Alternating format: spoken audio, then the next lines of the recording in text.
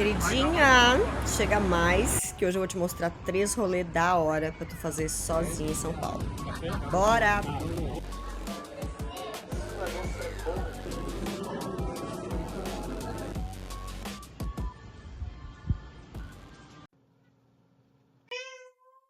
Com licença, meu amor. E aí, galera, meu nome é Jéssica.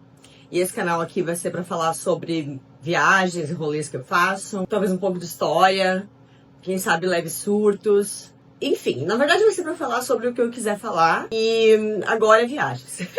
Então, bora pro vídeo. Hoje vai ser 3 rolês culturais da hora pra tu fazer sozinho em São Paulo.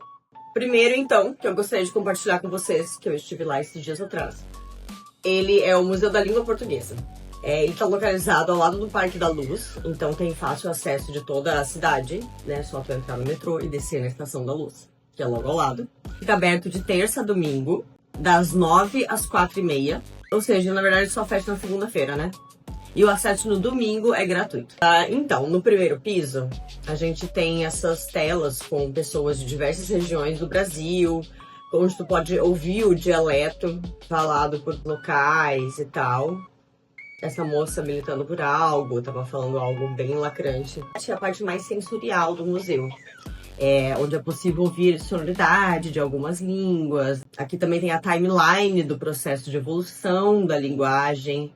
Me parece que seria bem interessante para crianças, porque são atrações interativas, em sua grande parte, nesse andar aqui do museu. Aqui, a gente chega na parte mais legal do museu. E não estamos falando do casalzinho se amassando à esquerda, tá? Estamos falando da linha do tempo histórica, com detalhes de cada fase de transformação da língua. Desde o latim vulgar, falado pelo povão no Império Romano, sabe? Que originou o galego português e posteriormente teve uma separação. Na verdade, mais geopolítica do que da linguagem em si. Porque se tu for ouvir uma senhorinha galega e uma senhorinha falando português de Portugal, é parecidíssimo. Quase a mesma coisa. Mas enfim. Aqui, quando chega na parte que fala sobre a colonização dos povos originários, e eu sempre fico com um pouco de ódio, porque essa parte é sempre contada sem enfatizar o grande absurdo que foi, né? Todo o processo. Mas enfim, esse surto vai ter que ficar para outro vídeo, porque se deixar eu fico aqui falando mal do imperialismo até amanhã de manhã. Tá bom? Caralho, é grande o bicho, tá? Me perdi completamente, gente. Onde é que eu tô? Socorro. Vamos lá. No térreo, sempre tem alguma exposição temporária, sabe? Nessa ocasião era sobre a história do funk, música. E nessa pegada sensorial também tinha um corredor de som com isolamento nas duas pontas, que tu passava e a melodia ia evolvendo, assim, história muito legal. Se tu gosta de história e de música, não tem erro. Vale a pena demais conhecer. Mas é bom ouvir sozinha mesmo, porque ou junto com alguém que entenda, se tu ficar um tempão lendo a história toda. E esse aqui é o Japan House. O Japan House, ele é um misto de museu com exposições temporárias e lojinhas e restaurantes. Tá? Ele fica localizado bem na bifurcação entre a 13 de Maio e a Avenida Paulista. E nesse dia tinha uma feirinha coreana rolando na pracinha, na frente, assim, bem lindinha. Tá? Logo na entrada, já dá pra ver aqui do lado esquerdo as lojinhas de livros e artesanatos japoneses e tal. E do lado direito, essa belíssima exposição sobre marcenaria e carpintaria japonesa. Não existem pregos na marcenaria japonesa, né? Então tudo é cortado com precisão absurda e depois encaixado perfeitamente.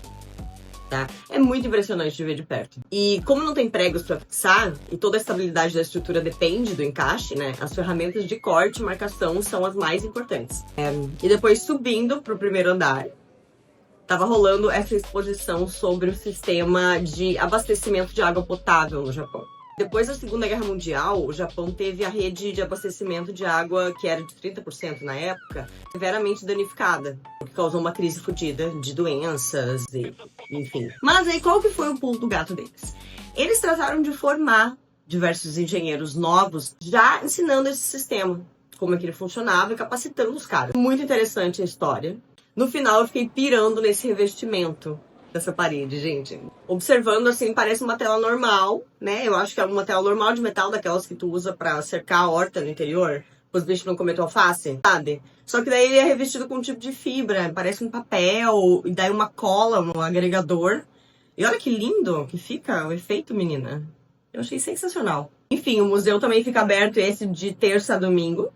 E no domingo o ingresso também sai na faixa. Então domingo, excelente dia para museus, tá?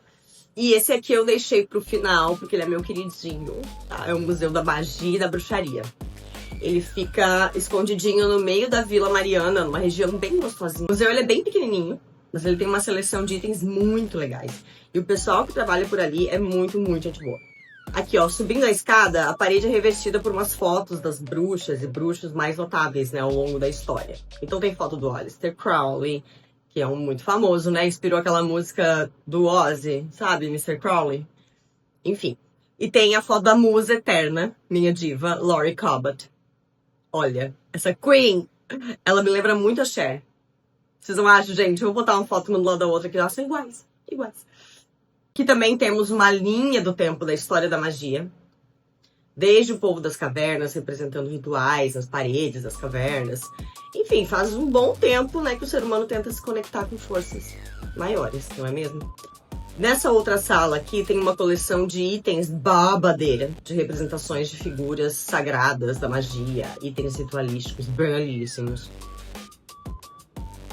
Aqui tem uma parte mais étnica, se eu posso chamar assim, não sei, onde passa pela magia praticada na Roma Antiga, no Egito, na África, e também é cheia de itens lindíssimos. Nos fundos do terreno, na parte mais externa para fechar, ainda tem esse templo Wicca, cheio de imagens de natureza, onde tu pode jogar as tuas intenções, fazer um sigilinho, né, o que te der vontade. Não, também não é assim, né? Não tudo que te der vontade. Vai saber do que tu vai ficar com vontade. A lojinha do museu é tudo também. Tem livro, incenso, caldeirãozinho, cristais, ervas. Esse museu fica aberto de quarta a domingo, das 11 às 19 horas. E ele é grátis todos os dias. Então, vão sem medo de ser feliz. Tá bom, galera? Esse foi o primeiro vídeo do canal. Espero que vocês tenham gostado. Se tiver alguma dica, alguma crítica ou qualquer coisa, pode deixar nos comentários. E a gente se vê na próxima, talvez. Beijo!